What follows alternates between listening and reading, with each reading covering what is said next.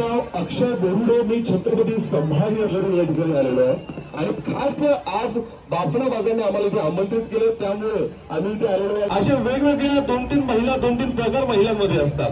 पहिला प्रकार नाही का तो खूप डेंजर असतो बरं का, तो म्हणजे असा, जर त्यांना खेळायला बोलवलं ठीक आहे बरोबर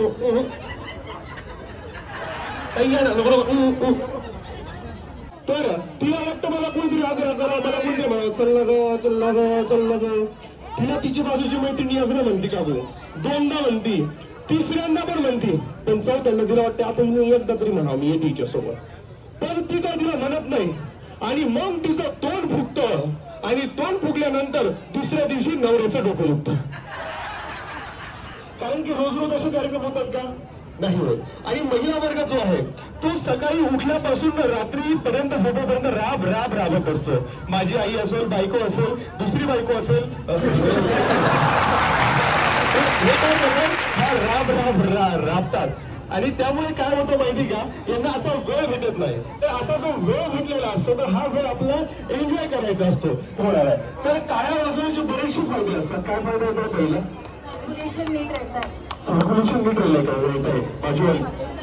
बाजू वाली का ना, मजा भी आता है, सुनने वाला को भी अच्छा लगता है।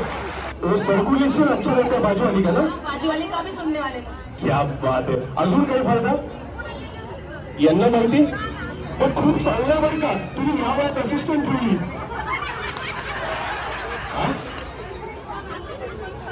हा तेवढं भूक लागलं तर जेवतात का,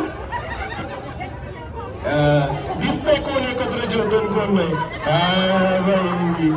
हे तर बरं, परंतु आमच्यातलं हे नाही की डोक्याचं, आमच्यातलं तर मी एकदा सहज विचारलं टाळ्या वाजवण्याचा काय फायदा, तेवढी टाळ्या वाजवल्या सिग्नलवर पैसे भेटतात म्हणे, दे 10 रुपये असं म्हणतो ते। त्याच्यामुळे त्याच्या बापाला कदरून आमच्याकडे हल्लं आणि हे असं हा करून गेलं गावडा आमचं नाव, असा प्रकार याचा तुम्हाला ऍडजस्ट करावं लागतं।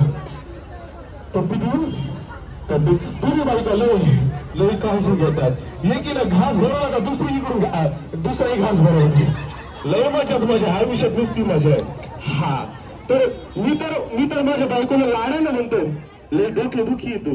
हे तुमचं गायत्री ताई, चला तुमचं नाव कविता, अरे देवा लई पंचायती नाशिक करायची, बोलता पण हरकत नाही। चला आता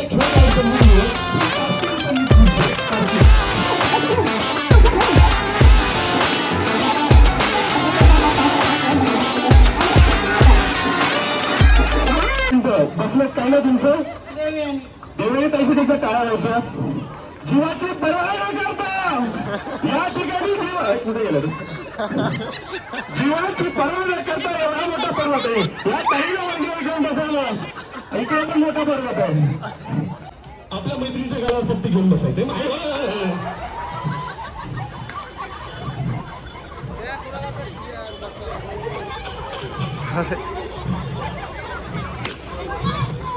अरे हे बघा यावेळी मैत्री प्रेमार्थ